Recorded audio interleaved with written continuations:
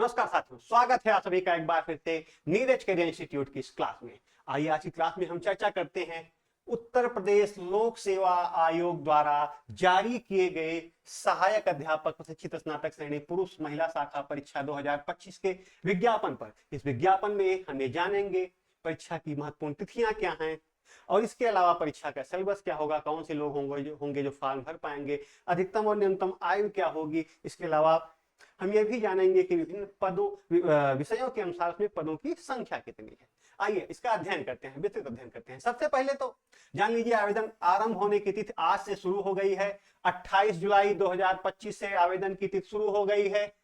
Online परीक्षा शुल्क bank में जमा करने एवं ऑनलाइन आवेदन सबमिट करने स्वीकार किए जाने की अंतिम तिथि 28 अगस्त 2025 है। अर्थात आपको फॉर्म भरने के लिए पूरा एक महीने का समय मिला हुआ है।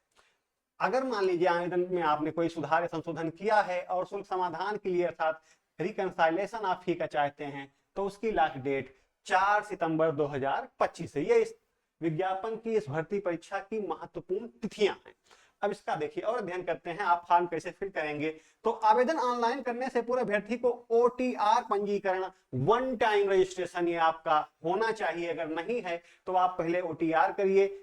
ऐसे अभ्यर्थी जिन्होंने ओटीआर नंबर प्राप्त नहीं किया है, ऑनलाइन आवेदन करने के 72 घंटे, महत्वपूर्ण देखिए 72 घंटे के पहले आयोग की वेबसाइट otr.pariksha.nic.in पर जाकर ओटीआर नंबर प्राप्त कर सकते हैं। जब आप ओटीआर नंबर प्राप्त कर लेंगे उसके बाद ही इस परीक्षा का फॉर्म भर पाएंगे। अगर आप ओटीआर नंबर नहीं प्राप्त किए हैं तो आप इस परीक्षा का फॉर्म नहीं भर पाएंगे। जब आपने ओटीआर नंबर प्राप्त कर लिया उसके बाद आप ऑनलाइन आवेदन कर सकते हैं, जिससे आवेदन करते समय आप सभी चरणों जैसे ओटीआर आप पहले कर चुके हैं, फीस भुगतान, फाइनल सबमिशन, अर्हता से संबंधित संशोधन फिर सुधार इत्यादि की सूचनाएं आप सॉफ्ट व हार्ड कॉपी के रूप में भविष्य हेतु सुनिश्चित करें। जब आप फॉर्म भर दें, सबमिशन कर दें उसका, तो आप उसकी एक सॉफ्ट कॉपी आप अपने कंप्यूटर में मोबाइल में रखते हैं, हार्ड कॉपी निकलवाकर उसे अपने पास रखे रहिए। अगर मान लीजिए कभी कोई जरूरत पड़ी और आयोग उसे मांगता है तो आपको उसे आयोग को भेजना होगा, इसलिए कह रहा है। बाकी ये नहीं कह रहा आयोग कि आप फॉर्म भरें और उसकी एक कॉपी हार्ड कॉपी आयोग के पास भेज दें। भेजने के लिए नहीं कह रहा है, आप उसको अपने पास सुरक्षित रखें। अगर कोई आवश्यकता पड़ती है, कोई विसंगति होती है तो आयोग आपसे हार्ड कॉपी मांगेगा। ऐसी स्थिति में आपको हार्ड कॉपी आयोग के सामने प्रस्तुत करनी होगी, इसलिए मांग रहा है। अब देखिए फिर कह रहा है अभ्यर्थियों को स्पष्ट किया जाता है कि प्रारंभिक परीक्षा के स्तर पर वे अपने अभिलेख एवं ऑनलाइन आवेदन संबंधी हार्ड कॉपी आयोग को प्रेषित ना करें, अपने पास रखे रहें। अगर कोई जरूरत पड़ती है तो आयोग मांगेगा और जब मांगेगा तो आयोग इसके संबंध में देखिए कह रहा है कि पृथक से प्रेस विज्ञप्ति के माध्यम से सूचित किया जाएगा। आपको प्रेस विज्ञप्ति के माध्यम से सूचित किया जाएगा कि आयोग आपसे मांग रहा है कि आप अपनी हार्ड कॉपी जमा करिए, भेजिए। जब आप आवेदन सबमिट कर दिए, अब देखिए सबमिट करने का पूरा दायित्व किसका होगा? अभ्यर्थी का होगा, क्योंकि सबमिशन तो वही कर रहा है। बैंक में शुल्क जमा करने की अंतिम तिथि तक भुगतान हो जाना चाहिए। उसके बाद अगर भुगतान होता है तो आवेदन स्वीकार नहीं किया जाएगा। ओटीआर के साथ साथ रजिस्टर्ड मोबाइल संख्या और ईमेल आईडी आप अपने पास सुरक्षित रखिए, उसको चलाते रहिए। भविष्य में उसी मोबाइल नंबर पर, उसी ईमेल आईडी पर आयोग द्वारा आपको सूचना प्रदान की जाएगी। अब देखिए आवश्यक सूचना क्या है। 3 चरण में आप इसके जानिए कि फॉर्म आपको फिल करने हैं। सबसे पहले तो आपका ओटीआर होना जरूरी है। फिर आप इंस्ट्रक्शन को अच्छे तरीके से पढ़िए, जो आपका विज्ञापन जारी किया गया है आप विज्ञापन को अच्छे तरीके से पढ़िए। उसके बाद आप अप्लाई कीजिए। ये जब सब हो जाए, तीनों हो जाए, तो आप उसकी एक हार्ड कॉपी निकालकर अपने पास सुरक्षित रख लीजिए। देखिए ये इंस्ट्रक्शन में क्या है कि आप क्लिक करिए ओटीआर के लिए। जब आप ओटीआर आपका कंप्लीट है तब आप कहां जाएंगे, ओटीआर नंबर डालेंगे और उसके बाद प्रोसीड पर जाएंगे। जब आप प्रोसीड कर देंगे तो आप दूसरे पेज पर चले आएंगे। जब दूसरे पेज पर आ जाएंगे वहां पर एप्लीकेंट डैशबोर्ड प्रदर्शित हो जाएगा, क्योंकि आप ओटीआर नंबर डाल चुके हैं, रजिस्टर्ड आप पहले से ही हैं। वहां पर आप अपना जो पूरा ब्यौरा है, अभिलेखीय ब्यौरा, जो आपका वैसे भी माता पिता का नाम और पता, ये सब जब आप भरेंगे उसके बाद आपसे फीस के लिए वो कहेगा, आप फीस उसकी फिल करिए। फीस फिल करने के उपरांत फिर से एक बार ओटीआर नंबर डालिए या ओटीआर पासवर्ड डालकर आप लॉगिन करके फीस का भुगतान यहां से करिए। और फीस का भुगतान करने के बाद देखिए फिर शुल्क बैंक में जमा करने के निर्धारित अंतिम तिथि व समय तक ऑनलाइन एप्लीकेशन प्रक्रिया में पेमेंट करना अनिवार्य है। फिर से कह रहा है कि आप तय समय सीमा के अंदर पेमेंट कर दीजिए, क्योंकि उसके बाद पेमेंट करने का कोई अर्थ नहीं रह जाएगा। आपका फॉर्म सबमिशन से बाहर हो जाएगा, आपका फॉर्म एक्सेप्टेबल नहीं रह जाएगा। अभ्यर्थी उसका प्रिंट प्राप्त कर लें और उसे अपने पास सुरक्षित रखें, अर्थात जो आपने फीस जमा की है उसकी भी आप प्रिंट एक निकाल लीजिए। फिर जब आप कर सकते हैं, तीसरी चरण की प्रक्रिया पूरी करने के पश्चात अभ्यर्थी का आवेदन पत्र स्वतः वहां पर प्रदर्शित हो जाएगा और जिसका प्रिंट आप निकाल कर अभ्यर्थी अपने पास रख सकते हैं। ये इसकी पूरी बात है। और अगर कोई संशोधन होता है तो होम पेज पर कैंडिडेट डैशबोर्ड लॉगिन पर क्लिक करके उसमें जो भी संशोधन है आप उसमें संशोधन करके उसकी एक प्रिंट फिर से निकाल लीजिए। इसमें बार बार बता रहा है संदेश। विशेष संदेश में देखिए वही बातें हैं जो आमतौर पर सभी भर्ती परीक्षाओं में होती हैं कि फॉर्म भरते समय या संशोधन करने के लिए आप पहले से ही अपने जो पूरे अभिलेख हैं वो दुरुस्त रखिए, क्योंकि तब तक यही श्रेणी उपश्रेणी डोमिसाइल जन्मतिथि डब्ल्यूएस क्रीमी लेयर नाम और पते का जो भी दावा आप करेंगे जो अंतिम तिथि होगी उसी समय की मान्य होगी, उसके बाद की कोई नहीं मान्य होगी। ये बातें सभी परीक्षाओं में आमतौर पर आती ही रहती हैं, वही बातें इसमें भी की गई हैं, अलग से कोई कुछ नहीं कहा गया है। और देखिए पूरे में फिर से कहा गया है कि आप परीक्षा को सूचना पूर्वक दीजिए। अगर मान लीजिए कोई गलती आपसे होती है तो आपको अधिकतम 5 वर्षों तक डिबार किया जा सकता है। इसीलिए ऐसी कोई हरकत ना करिए, न फॉर्म भरने में ऐसी कुछ गलत जानकारी दीजिए, न परीक्षा के दौरान ऐसी कोई गलत वहां पर हरकत कीजिए जिसके कारण आपको आयोग द्वारा दंडित किया जाए और कम से कम 5 वर्षों के लिए, अधिकतम 5 वर्षों के लिए आपको आयोग की परीक्षाओं से बाहर कर दिया जाए। अब हम फीस स्ट्रक्चर की बात करते हैं। तो फीस स्ट्रक्चर में देखिए अनारक्षित, आर्थिक रूप से कमजोर वर्ग व अन्य पिछड़ा वर्ग अर्थात यूआर, ईडब्ल्यूएस और ओबीसी, इनके लिए जो फीस है वो 125 रुपए परीक्षा का शुल्क है। ऑनलाइन की फीस शुल्क 25 रुपए है। कुल मिलाकर 125 रुपए अनरिजर्व, ईडब्ल्यूएस और ओबीसी के लिए फीस है। वहीं अगर हम एससी और एसटी की बात करें तो इनके लिए परीक्षा शुल्क 40 रुपए, ऑनलाइन फीस 25 रुपए है ही, इनका कुल 65 रुपया है। दिव्यांग जन की बात करें तो इनका परीक्षा शुल्क कुछ भी नहीं है, केवल ऑनलाइन प्रक्रिया का शुल्क जो 25 रुपया है वही पड़ेगा, इनका कुल 25 रुपया ही होता है। भूतपूर्व सैनिकों के लिए परीक्षाओं का जो फीस है वो एससी एसटी वाली ही है, अर्थात 40 रुपए परीक्षा शुल्क, ऑनलाइन 25 रुपए शुल्क, कुल मिलाकर ये भी 65 है। तो ये दोनों बराबर इसमें आ रहे हैं, भूतपूर्व सैनिकों के लिए और एससी और एसटी की फीस बराबर है। अब देखिए फिर स्वतंत्रता संग्राम सेनानी के आश्रित महिला व कुशल खिलाड़ी, ये अपनी मूल श्रेणी के अनुसार अगर ये अनरिजर्व, ईडब्ल्यूएस या ओबीसी में आते हैं तो इनके लिए 125 रुपए होगा। अगर इसमें कोई एससी या एसटी में आता है स्वतंत्रता संग्राम सेनानी के आश्रित में तो उसकी फीस 65 रुपए होगी। ये इसमें फीस का क्राइटेरिया सेट किया गया है। आइए देखते हैं आगे। रिक्तियों की संख्या की बात करें, देखिए पहले चयन कैसे होगा ये भी जान लीजिए। उत्तर प्रदेश के विभिन्न परीक्षा केंद्रों पर एक प्रारंभिक परीक्षा का आयोजन किया जाएगा, लेकिन जो चयन होगा वो मुख्य लिखित परीक्षा के प्राप्त अंकों के आधार पर होगा। प्रारंभिक परीक्षा केवल एक कट ऑफ होगी, जो भर्ती है उसके लिए 15 गुना पहले से जारी की, इसमें से छांटेंगे, उन्हीं को मुख्य परीक्षा के लिए शामिल करेंगे, इसीलिए प्रारंभिक परीक्षा का आयोजन किया जा रहा है। रिक्तियों की बात करें और आपको परीक्षा की तिथि और केंद्र की सूचना ईमेल के माध्यम से जो आपने दिया हुआ है ईमेल आईडी उस पर भेज दी जाएगी। साथ ही आयोग की वेबसाइट पर भी आप देख सकते हैं कि आपके रजिस्ट्रेशन जो आपने किया है, रजिस्ट्रेशन नंबर आप डालेंगे, आपको आपका ई एडमिट कार्ड मिल जाएगा कि आपकी परीक्षा किस तिथि को और किस परीक्षा केंद्र पर होगी। रिक्तियों की बात करें तो सहायक अध्यापक प्रशिक्षित स्नातक श्रेणी पुरुष महिला परीक्षा 2025 के अंतर्गत एलटी ग्रेड के अंतर्गत पदों की कुल संख्या 7466 है, जिनमें पुरुषों की कुल रिक्तियां 4860 हैं, जबकि महिलाओं की कुल रिक्तियां 2525 हैं। दिव्यांग श्रेणी के 81 पद शामिल हैं। ये कुल जोड़कर 7466 पद हो रहे हैं। आरक्षण जो भी जैसे भी दिया हुआ है, जैसे पहले लागू है वैसे ही जो नियम है आरक्षण के उसमें लागू किए गए हैं। वहीं अगर हम बात करें कि वेतनमान कितना होगा तो ये समूह ग का अराजपत्रित पद है, इसके लिए लेवल 7 का वेतन लागू होगा, जो कि 44,900 से 1,42,400 का ये ग्रेड पे है। और इस पर जो पे बैंड है ये पे बैंड है, और जो ग्रेड पे है, ग्रेड पे 4600 रुपए है, ये ग्रेड पे है, ये इस पर लगेगा, जिस पर 1840 रुपए एचआरए भी दे होता है, नगरीय क्षेत्रों में ज्यादा होता है।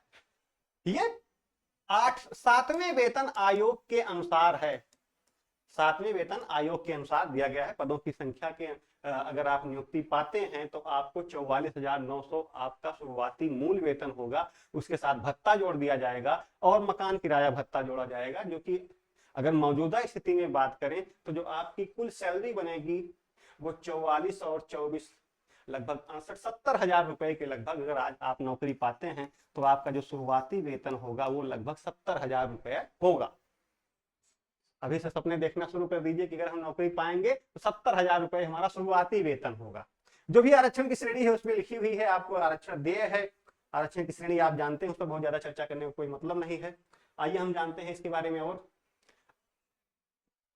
वैवाहिक परिस्थिति में देखिए, ऐसे विवाहित पुरुष अभ्यर्थी जिनकी एक या अधिक जीवित पत्नी हो तथा महिला अभ्यर्थी जिन्होंने किसी ऐसे व्यक्ति से विवाह किया हो जिसकी पहले से ही एक पत्नी हो, पात्र नहीं होंगे। कब तक पात्र नहीं होंगे आगे दिया है, जब तक कि महामहिम राज्यपाल ने उक्त शर्त से छूट प्रदान न कर दी हो। अर्थात ऐसे पुरुष या महिला अभ्यर्थी जिनके एक से अधिक जीवित पुरुष पति या पत्नी हैं उन्हें परीक्षा में शामिल नहीं किया जाएगा। लेकिन अगर कोई विशेष श्रेणी का है जिसको महामहिम राज्यपाल द्वारा यह छूट मिली हुई है कि वो दो जीवित पत्नियां एक साथ रख सकता है या उसको ये नियम लागू उस पर पति या पत्नी का उस पर एक पति या पत्नी का नियम उस पर लागू नहीं होगा, वो फॉर्म भर सकता है। सीधी सीधी इसमें बात की गई है।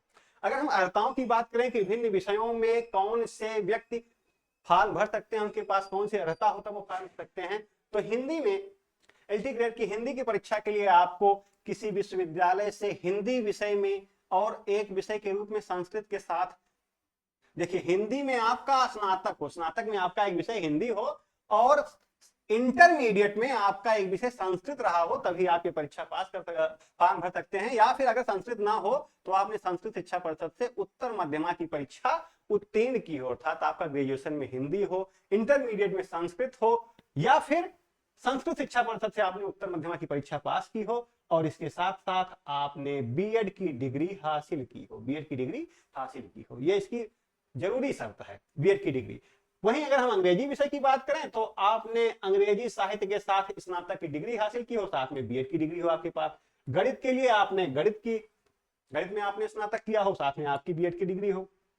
विज्ञान के लिए विषयों के रूप में भौतिक विज्ञान और रसायन विज्ञान के साथ आपने ग्रेजुएशन किया हो और साथ में आपके पास बीएड की डिग्री हो। यहां पर जीव विज्ञान की कोई बात नहीं कह रहा है, ध्यान दीजिएगा, भौतिक और रसायन की बात कर रहा है। सामाजिक विज्ञान के लिए आपने इतिहास, भूगोल, राजनीति विज्ञान और अर्थशास्त्र विषयों में से कम 2 विषयों में स्नातक की उपाधि हासिल की हो। इतिहास, नागरिक शास्त्र या राजनीति शास्त्र जिसे आप कह सकते हैं, भूगोल और अर्थशास्त्र में से किन्हीं 2 विषयों में आपने स्नातक की उपाधि हासिल की हो, आपने ग्रेजुएशन किया हो, इसके साथ साथ आपके पास बीएड की डिग्री हो। कंप्यूटर की बात करें तो कंप्यूटर में आप बीटेक, बी कंप्यूटर साइंस किसी यूनिवर्सिटी से किए हो, इसके अलावा आपने ग्रेजुएशन में computer science, BSc computer science होता है उसको किया हो, या आपने कंप्यूटर एप्लीकेशन मतलब बीसीए किया हो, इसका मतलब हुआ कि bachelor of computer application BCA है। और ये है आपका ये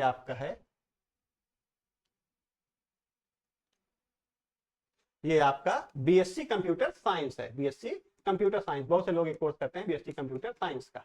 इसके अलावा आप एनआईईएलटी से ए ग्रेड का आपके पास सर्टिफिकेट हो, जिससे पहले कहा जाता था डोएक का आपके पास ए लेवल का सर्टिफिकेट हो। इसके अलावा बीटेक आपने ग्रेजुएशन में कंप्यूटर साइंस के साथ और एमसीए आपने कंप्यूटर साइंस के साथ किया हो और उसके साथ आपके पास सबसे जरूरी डिग्री बीएड की डिग्री हो, तब आप कंप्यूटर में एलटी ग्रेड का फॉर्म भर सकते हैं। उर्दू के लिए विषय के रूप में आपके पास उर्दू में स्नातक की डिग्री हो, साथ में बीएड की डिग्री हो। जीव विज्ञान का देखिए अलग से दिया हुआ है, जीव विज्ञान के लिए कह रहा है कि किसी मान्यता प्राप्त विश्वविद्यालय से आपके पास जंतु विज्ञान और वनस्पति विज्ञान के साथ स्नातक की उपाधि हो, साथ साथ आपके पास बीएड की डिग्री हो।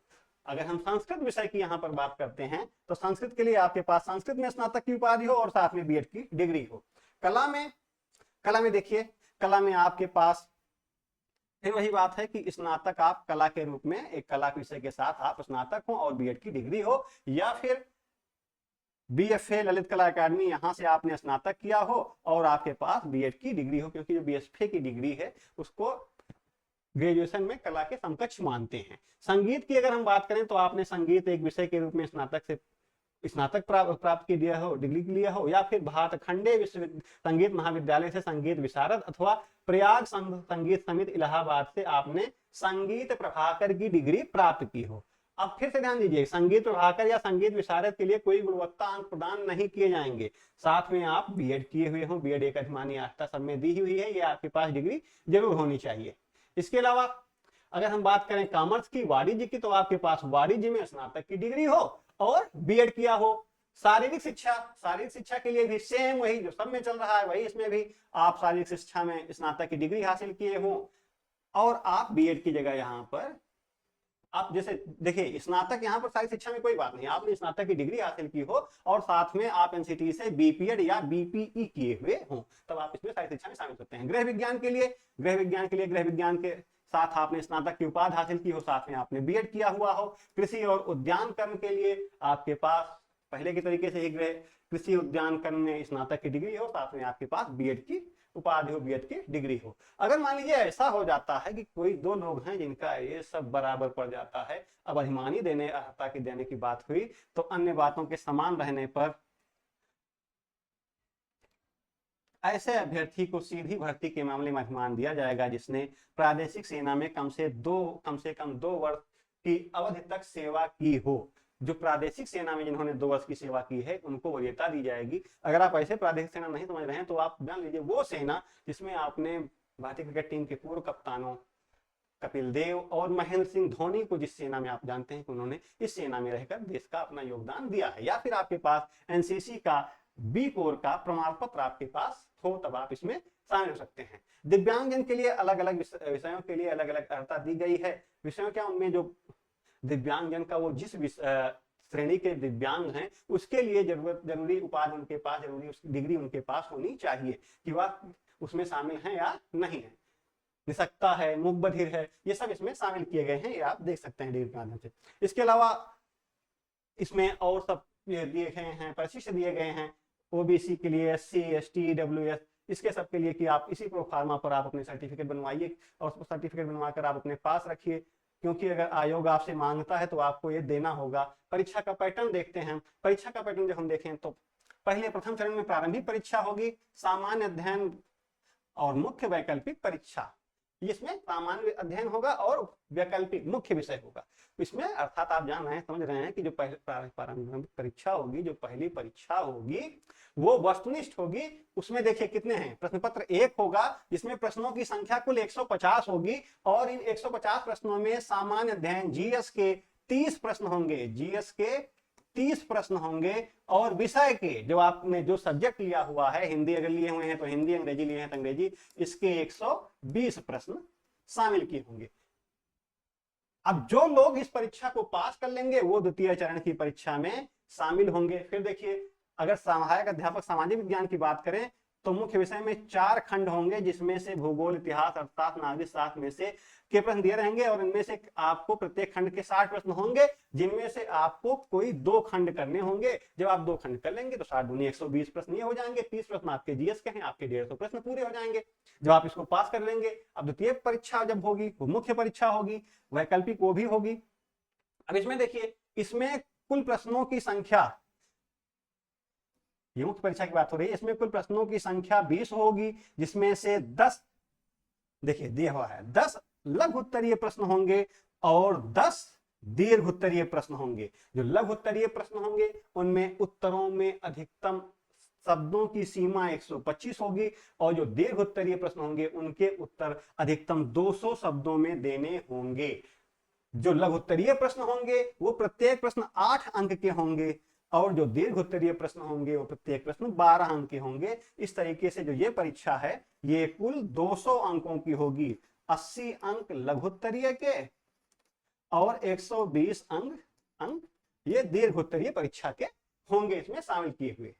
दिव्यांगजनों के लिए मुख्य परीक्षा प्रारंभिक परीक्षा में 1 होंगे और द्वितीय परीक्षा में वही 150 अंकों की प्रारंभिक परीक्षा होगी और 200 अंकों की मुख्य परीक्षा होगी। इनकी अपनी जैसे ब्रेल लिप की परीक्षा होगी और जो इनकी जो श्रेणियां हैं उनमें परीक्षा इनको देनी होगी।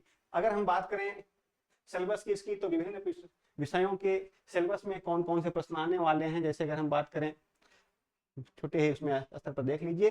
जैसे अगर हम बात करते हैं इतिहास की, ये देखिए पूरा इतिहास में दिया हुआ है, प्रागैतिहासिक काल से लेकर सिंधु घाटी की सभ्यता, वैदिक कालीन, जैन, बौद्ध, वैष्णव, शैव धर्म की विशेषताएं, फिर देखिए मौर्य काल, गुप्त काल, चोल काल, विदेशी आक्रमण, सल्तनत काल, मुगल काल, मध्यकालीन संस्कृति, स्वतंत्रता पश्चात के बाद के भारत अर्थात 1950 तक के इसमें दिए हुए हैं, ये सब पूछे जाएंगे। हम आते हैं सीधा सीधा इस पर कि विषयों के आधार पर कितने पद किसी भर्ती में बन, इस भर्ती में किसी विषय पर कितने पद बन रहे हैं। अब देखिए ये आ गया, आप विषय के में सिलेबस क्या है आप इस पर देख सकते हैं, ये पूरी वेबसाइट है। जैसे अब देखिए पुरुष श्रेणी में हिंदी विषय में पदों की कुल संख्या 568 है। इसे आरक्षित, ईडब्ल्यूएस, अन्य पिछड़ा वर्ग, एससी, एसटी, दिव्यांगजन, भूतपूर्व सैनिक, स्वतंत्रता संग्राम सेनानी, आश्रित और अंतरराष्ट्रीय राष्ट्रीय स्तर पर उत्कृष्ट प्रदर्शन करने वाले खिलाड़ियों में बांटा गया है। जैसे हिंदी की बात करें तो कुल 568 पदों में से 230 पद अनारक्षित हैं, 56 पद ईडब्ल्यूएस कोटा के हैं, अन्य पिछड़ा वर्ग के 153 पद हैं, अनुसूचित जात के 118 पद, अनुसूचित जनजाति के 11 पद हैं, दिव्यांग जन के कुल 22 पद हैं, भूतपूर्व सैनिक के 28 पद हैं, स्वतंत्रता संग्राम सेनानी आश्रित के 11 पद हैं और उत्कृष्ट खिलाड़ियों के लिए कुल 11 पद हैं। अंग्रेजी में 540 पद हैं, गणित में 556 पद हैं, ये पुरुष श्रेणी की बात हो रही है। विज्ञान में सबसे अधिक 764 पद हैं, सामाजिक विज्ञान में 561 पद, जीव विज्ञान में 185 पद, विज्ञान और जीव विज्ञान का अलग अलग दिया गया है। फिर देखिए आप कला में 383 पद, संस्कृत के कुल 90 पद, संगीत के 52, उर्दू में 110, गृह विज्ञान में 206 पद दिए हुए हैं, पुरुष श्रेणी में भी गृह विज्ञान के पद दिए हुए हैं। कॉमर्स के वाणिज्य के 35 पद हैं, शारीरिक शिक्षा के 203 पद, कृषि के केवल 14 पद, सबसे कम पद इसी में है, और कंप्यूटर के कुल 601 पद दिए हुए हैं। जो दिव्यांग श्रेणी है उसको पहले ही बता दिया गया कि कुल कितने पद बन रहे हैं दिव्यांगजन की। अगर हम श्रेणी की बात करें तो देखिए हिंदी में कुल 22, अंग्रेजी में 21, गणित में 22, विज्ञान में 30, सामाजिक विज्ञान में 22, जीव विज्ञान में 7, कला में 15, संस्कृत में 3, संगीत में 2, उर्दू में 4, गृह विज्ञान में 8, वाणिज्य में यहाँ भी कम पद बन रहा है, केवल 1 पद दिव्यांगजन में है, शारीरिक शिक्षा में 8 पद, कृषि में कोई पद ही नहीं है, और कंप्यूटर के कुल 24 पद बन रहे हैं। इस तरीके से 189 पद ये बन रहे हैं दिव्यांग श्रेणी के पुरुष स्नातक में, जो प्रशिक्षित स्नातक श्रेणी है पुरुष शाखा में, जो मेन शाखा है उसके लिए ये पद बन रहे हैं। अगर हम महिला उम्मीदवारों की बात करें तो विषयों के अनुसार आप देख सकते हैं हिंदी में 119 पद, अंग्रेजी में 113, गणित में 537, विज्ञान में 573 पद। सबसे अधिक पद अगर हम महिलाओं के स्तर पर बात करें तो आ रहे हैं विज्ञान में, पुरुषों में भी सबसे अधिक पद विज्ञान में ही आए थे। सामाजिक विज्ञान का 140 पद है, जीव विज्ञान का 29, कला का 195, संस्कृत का 92, संगीत का 13, उर्दू का 18, गृह विज्ञान क्योंकि महिलाओं का सब्जेक्ट ही है इसमें पदों की संख्या 163 है। कॉमर्स वाणिज्य में 23 पद हैं, शारीरिक शिक्षा के 55 पद हैं, और कला कंप्यूटर में 455 पद महिलाओं की श्रेणी में दिए गए हैं। इस तरीके से महिलाओं के कुल पदों की संख्या बन रही है वो 2525 बन रही है। अगर हम इसे अलग अलग बांटे तो जनरल के 1022 पद हैं, ईडब्ल्यूएस के 246 पद, अन्य पिछड़ा वर्ग के 673, एससी के 525, एसटी के 59 पद हैं, दिव्यांगजन के 93 पद हैं, भूतपूर्व सैनिक के 118 पद हैं, स्वतंत्रता संग्राम सेनानी आश्रित के 44 और उत्कृष्ट श्रेणी खिलाड़ियों के भी 44 पद दिए गए हैं।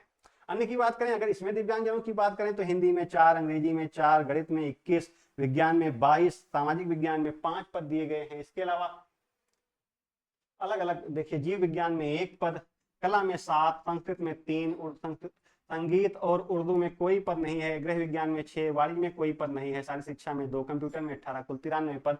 ये वे पद बन रहे हैं जो कि महिला जो भर्ती निकली हुई है उसमें दिव्यांग जनों को देय हैं। ये वे पद नहीं हैं जो दिव्यांग श्रेणी में अलग से जो भर्ती निकाली गई है समेकित विद्यालयों के लिए, उसके पद हैं। ये वे पद हैं जो एलटी ग्रेड में जो जीआईसी जो सामान्य तौर पर इसमें पढ़ाई होती है उन विद्यालयों में पुरुष और महिला वर्ग में दिव्यांग जनों को देय 3% या 4% आरक्षण के अंतर्गत ये दिए गए हैं। ये वे पद हैं, ये लगभग 4% दिया जा रहा है इनका पद।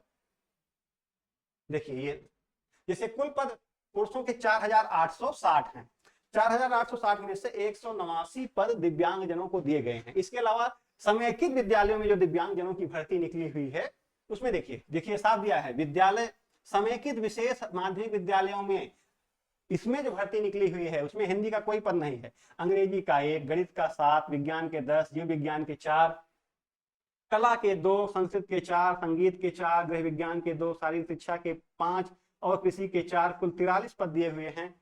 ये किसके लिए हैं? ये स्पर्श दृष्टिबाधित के लिए दिए गए हैं। अलग अलग श्रेणी में ऐसे ही दिए गए हैं, जैसे अगर मूक बधिर के लिए बात करें तो मूक बधिर में जो पदों की कुल संख्या है वो 25 है। प्रयास शारीरिक रूप से अक्षम विद्यालयों में जो दिए गए हैं, इनके लिए जो दिया गया है पदों की संख्या कुल 13 पद है। इस तरीके से अलग अलग पदों के लिए, दिव्यांग जनों के लिए समेकित विद्यालयों में कुल पदों की संख्या है। वैसे मूल रूप से अगर हम बात करें तो मूल रूप से पुरुषों के पदों की संख्या 4860 और महिलाओं के पदों की कुल संख्या 2525 है। इसके लिए आप फॉर्म भरेंगे। आप सबसे पहले OTR अपना रजिस्टर करा लीजिए। अगर आप OTR कंप्लीट किए हुए हैं तो आप ऑनलाइन सबमिशन में जाइए, सबमिट करिए, फीस जमा करिए और उसका एक प्रिंट अपने पास रखे रहिए। अगर जरूरत पड़ती है आयोग को तो आपको आयोग को उसे भेजना होगा। अगर नहीं जरूरत पड़ती तो आयोग उसे आपसे मांगेगा नहीं। ये नहीं कि आप फॉर्म भरे उसका एक प्रिंट भेज दिए जा रहा है आयोग को। ऐसे ही आपको कोई हरकत नहीं करनी है। आप सही जानकारी दीजिए, परीक्षा में बैठिए, उसमें भी कोई हरकत ना करें कि आपको डिबार कर दिया जाए, 5 साल तक आप किसी आयोग की परीक्षा में शामिल ही न हो पाए। आप अच्छे से तैयारी करिए। परीक्षा 2 चरण में होगी, प्रारंभिक परीक्षा और मुख्य परीक्षा।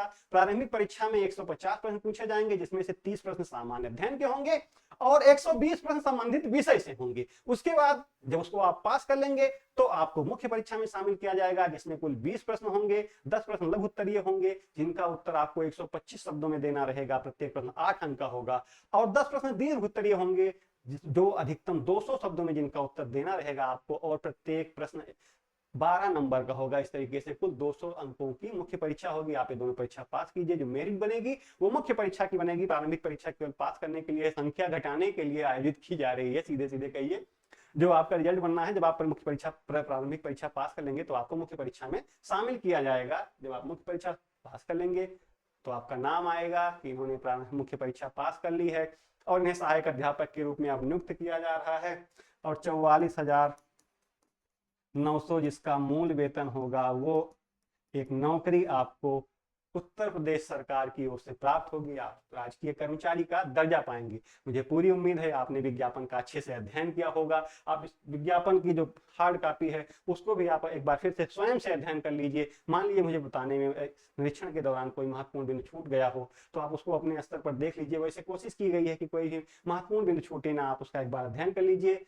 आप विज्ञापन का फॉर्म भरिए, परीक्षा की तैयारी करिए, अपनी तैयारी में आप अभी से लग जाइए और अपने लिए सुरक्षित भविष्य के तौर पर LT ग्रेड की, अपने लिए सुरक्षित भविष्य के तौर पर LT ग्रेड की एक नौकरी हासिल कीजिए। नीरज कैरियर इंस्टीट्यूट परिवार की ओर से आप सभी अभ्यर्थियों को अग्रिम शुभकामनाएं। धन्यवाद।